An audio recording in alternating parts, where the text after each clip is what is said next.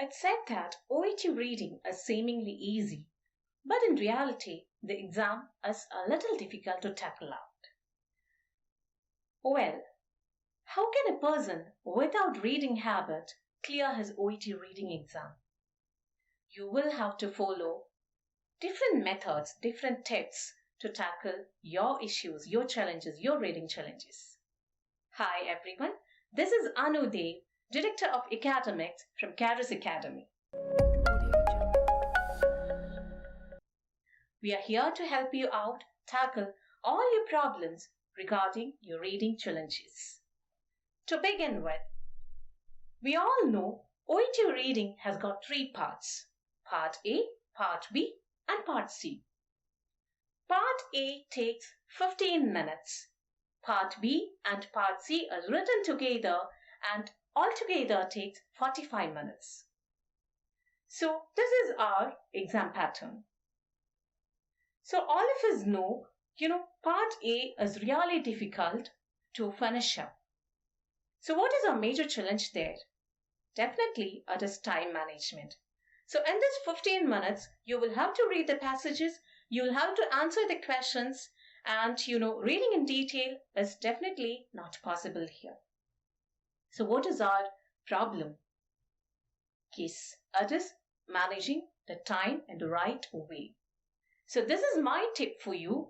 In order to finish Part A in 15 minutes, track the maximum time to 13 minutes. So in 13 minutes, you're going to finish it up. And how can we do that?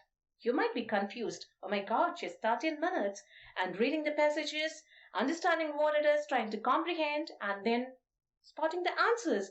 How can one do it in 13 minutes? Here is a tip for you. All the passages should be finished in 1 minute. You can take 1 minute each for each passage. So definitely you are just scarfing it off. You're not scanning it, but instead you are scarfing it. And what is done there? You are understanding the key word, the key ideas, noting it, highlighting it in your own ways, okay, keeping it in your memory, track it in your memory, read through the passages likewise, taking 1 minute each for each passage. In 5 minutes, in maximum 4 minutes, we are going to finish that reading part.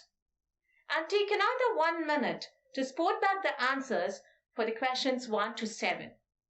So taking 5 minutes, you have finished answering 1 to 7 and the reading part. And the next questions from 8, you can do the same thing. Because if you have if you were tracking the ideas like a diagram, like a picture in your memory, definitely you can go back to those passages. When you see the keyword, track that keyword from the passage, read through it once more, pick out where the answer lies and drop it in your question paper. That is it.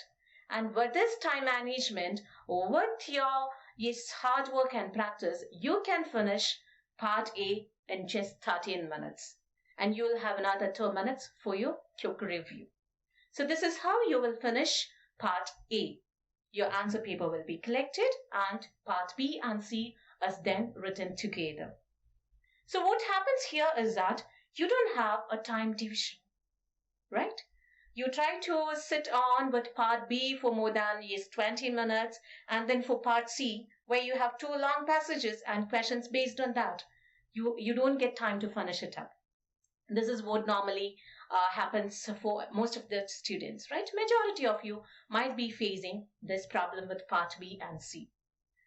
We all know Part B is a little confusing, right? Part B is a little confusing. So how do we tackle this problem? So what style of reading is demanded here? It is scanning. You need to read the question first, read the question, understand the keyword, understand the question words. Majority of you, I have seen majority of the students skipping the question words.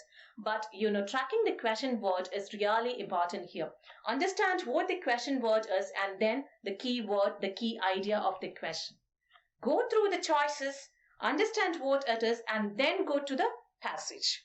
So read the question first, understand the question word, and then definitely go to the keyword and then go back to the reading. Okay, so we are starting with the question and then to the passage. So you have 6 passages there, right? We have 6 passages there. So we are going to spend, at least we are going to take maximum 8 minutes to read and spot the answers for these 6 passages. Okay, so 8 minutes plus additional 2 minutes. So let it be 8 plus 2. Let's take an altogether of 10 minutes for finishing up part B, yes, reading. So you have 6 passages, okay? You are going to scan it in detail. You're going to understand the question word, then the keyword, then try to comprehend it, spot the answers in the right way, okay? And even when you're answering, the first thing that you should be doing is, elimination. Eliminate the wrong answers, the answers which have least chances. Eliminate it first and then go for the most numbered chances. Those choices should be kept in your mind, okay? Read through the passage once more, track the right answer. It's as simple as that. Okay, so our time management is another factor. So we are going to take 8 plus 2, 8 minutes plus additional 2 minutes. So it is going to be 10 minutes there. Okay, so we have taken 10 minutes out of our total time here and we have finished it. Okay, and then we have part C.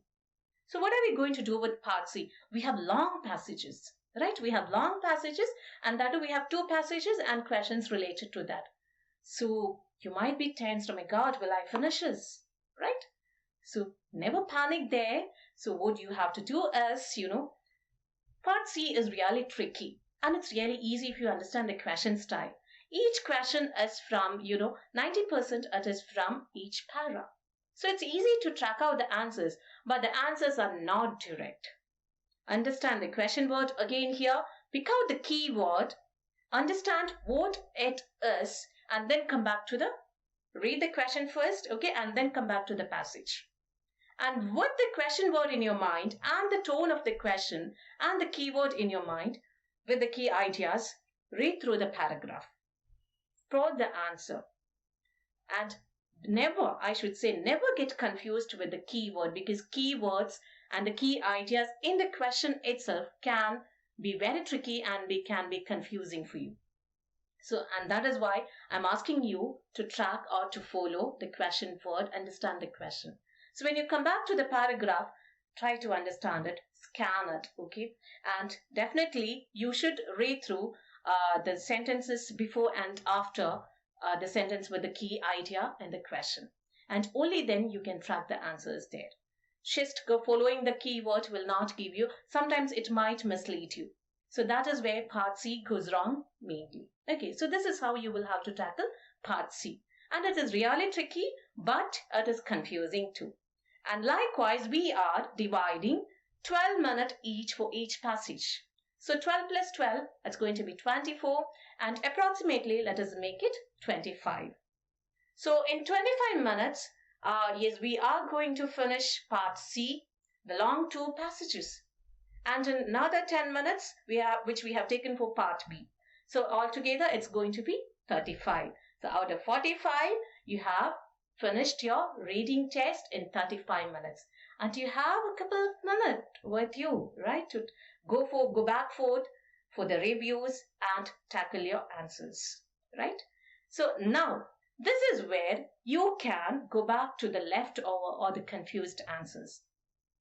If you strictly follow this time, keeping 8 minutes plus 2 there for part B and then 12 plus 12 for part C, and you can just leave out any question if you're confused. Don't sit with that and waste your time. So in the last 10 minutes, review 10 minutes time, which will be there definitely in your pocket, you can go back to those answers and have your reviews there. With this time management, I'm sure, be confident to pick out the answers in the right way. I should say, you cannot do this in 1 or 2 days. You will have to do this with the abundant practice that you have to find time for. Okay? So this is the first step that you should be following to tackle or to make your OET reading as simple as it. A master is a student forever. Realize that, and hard work plus these tips can take your tickets easier. Join with us and subscribe us for more sessions as follows. Thank you.